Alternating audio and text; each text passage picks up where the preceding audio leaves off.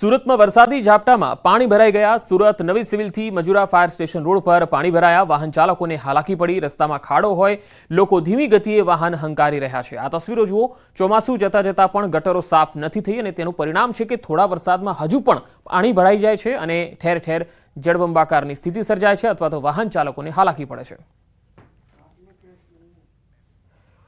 ડેડિયાપાડાના MLA Chaitar વસાવાની મુશ્કેલી વધી છે। ડેડિયાપાડાના આપના એમએલએ સામે વધુ એક ફરિયાદ। ચૈતર વસાવા સામે વધુ એક રાયોટિંગનો ગુનો નોંધાયો છે। અગાઉ વનકર્મીને માર મારવાના ગુનામાં શરતી જામીન પર છૂટ્યા છે વસાવા।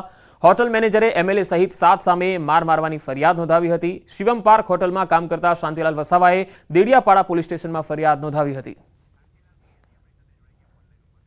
હાલ ફરિયાદી કાંતિલાલ આપણી સાથે જોડાયા છે ફોનલાઈન પર। કાંતિલાલભાઈ, તમે જે ફરિયાદ કરી છે, આખો આ મામલો શું છે?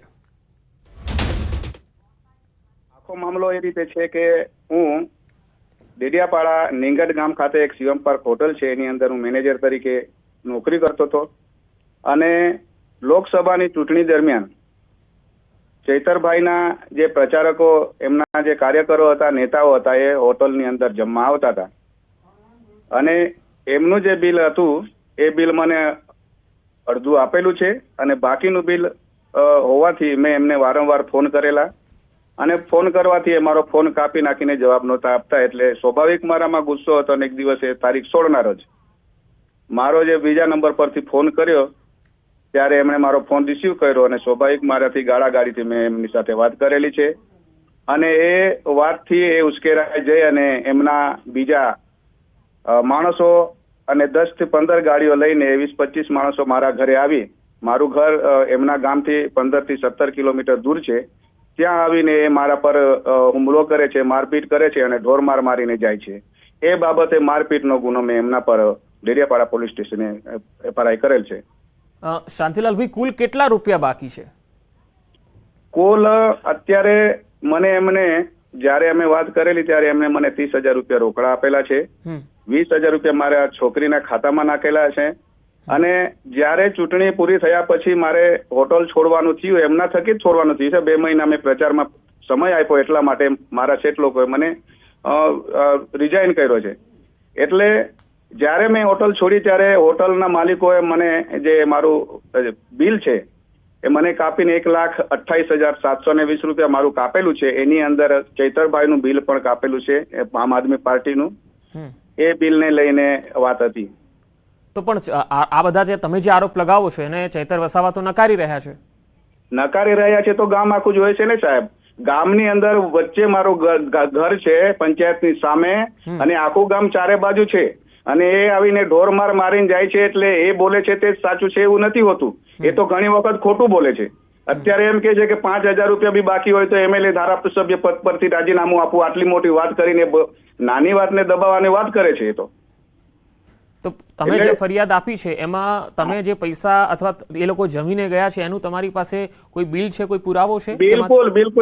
બિલકુલ મારા પર છે ને। હોટલ માલિકે મારામાંથી પૈસા કાપેલા છે, એમાં આમ આદમી પાર્ટીનું બિલ એમ કરીને એ પૈસા એમણે કાપેલા છે, તે બિલ મારા પર છે અને એમના માણસો જમીને ગયા છે, એમના ફોટાઓ છે, મેં જમાડ્યા છે। મોટી મોટી ટીમો આવે છે, એમના પ્રાદેશિક નેતાઓ હતા, સામાન્ય નેતા નહીં। ગોપાલ ઇટાલિયા, ઈસુદાન ગઢવી, મનોજ સરવઠિયા, જાડેજા, એવા બધા નેતાઓ જમીને ગયેલા છે। કઈ નાની વાત નથી ને। અત્યારે એમ કહે છે કે મારો કોઈ કાર્યકર્તા હોટલમાં જમવા જ નથી ગયો, તો ફોટા હું આસમાનમાંથી લઈ આવેલો છે। તો એટલે 1,28,000 નું જમી ગયા? કેટલા દિવસ સુધી જમ્યા હશે? પ્રચાર તો એમનું 2 મહિના ચાલ્યું ત્યાં સુધી એ જમેલા જ છે। ચૂંટણી પૂરી થઈ એના આગળના દિવસે સુધી એ લોકોના માણસો અહીંયા જમવા આવતા હતા, બરાબર। એના દરમિયાન મેં એમના જ પ્રચારમાં વાગરા છે, ભરૂચ છે, એ બાજુ હું ફરતો હતો તો 1 મહિના અગાઉ મેં એમને કીધું સાહેબ મારું બી રનિંગમાં બિલ થોડું નીકળે એમ કરીને મારા હિસાબે મેં એમને કીધું સાહેબ મારું બી થોડુંક બિલ જોઈ લેજો। તો મૌખિકની અંદર હોટલમાં હિસાબ નતો કર્યો, પણ મૌખિકમાં મેં વાગરા હતો ત્યાંથી મેં બોલ્યો સાહેબ મારું બી 50-60 હશે તો જોઈ લેજો। હવે એ ભાઈના મગજના 50,000 ફીટ થઈ ગયેલા છે। હવે એ 50 આપીને પછી પૂર્ણ જાહેર કરવા કરે છે, તો મારું બિલ કપાયું છે એનું શું થાય? એમ મારા પૈસામાંથી મારા હોટલ માલિકોએ બિલ કાપેલું છે એનું શું થાય? તો તમે જ્યારે પ્રચાર હતો એ વખતનું બિલ છે, અત્યારે તમે કહી રહ્યા છો એટલો લાંબો સમય સુધી તમે કેમ ચૂપ રહ્યા? ચૂપ રહ્યા નહીં, એ 7 તારીખે જે પૂરું થયું ઇલેક્શન અને 8 તારીખે 17C ફોર્મ રજૂ કરવા ગયા ત્યારે પણ મેં વાત કરેલી છે એમને અત્યાર સુધી તો એ લોકો મને જ્યારે ફોન કરું ત્યારે એમ જ કહે કે મેં માધુને આપેલા છે. માધુને કહું તો જીતુને વાત કરજે, જીતુને કહું તો સાહેબ કે છે તો હું આપી દઈશ. એમ કરીને અત્યાર સુધી એ લોકો ટલ્લી મરાવી છે. જો શાંતિલાલભાઈ, તમે તો કહો છો કે હોટલના માલિકે 1.28 જેટલા તમારામાંથી કાપ્યા છે, પણ તમારે એકચ્યુઅલી ચૈતર વસાવાભાઈ પાસેથી કેટલા લેવાના નીકળે છે? એ તો એની અંદર લખેલું છે ને સાહેબ, એ માનતા નથી. મેં તો એમના પર જે માંગણી કરેલી છે તો એમને આપી દેવું જોઈએ ને. નહીં, એટલે એ આંકડો તો જણાવો, 50,000 કે 1,28,000 કેટલા? એમના પર હજુ અત્યારે મારા 36,000 થી થોડાક ઉપર પૈસા નીકળે છે.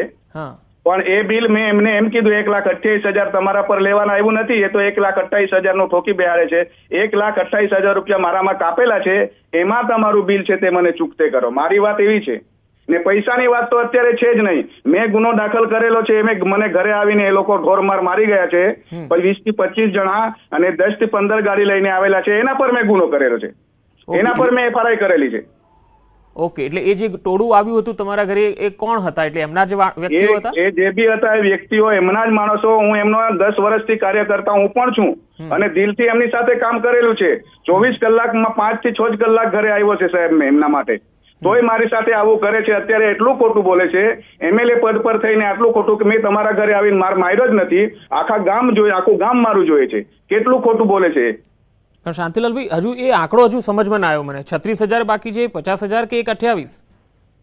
1,28,720 રૂપિયા મારા ખાતામાં કાપેલા છે હોટલ માલિકે. એ તો હોટલ માલિકે કાપ્યા છે, પણ ચૈતર વસાવા પાસેથી કેટલા લેવાના? એની અંદર એમનું બિલ છે ને, એ બિલ 36,000 ની પ્લસમાં જેટલું થાય છે એ એમણે મારા અંદરથી કાપેલા છે. 1,28,000 માં એમનું ઉમેરો ટોટલ 1,28,000 એમનું બિલ સાથે.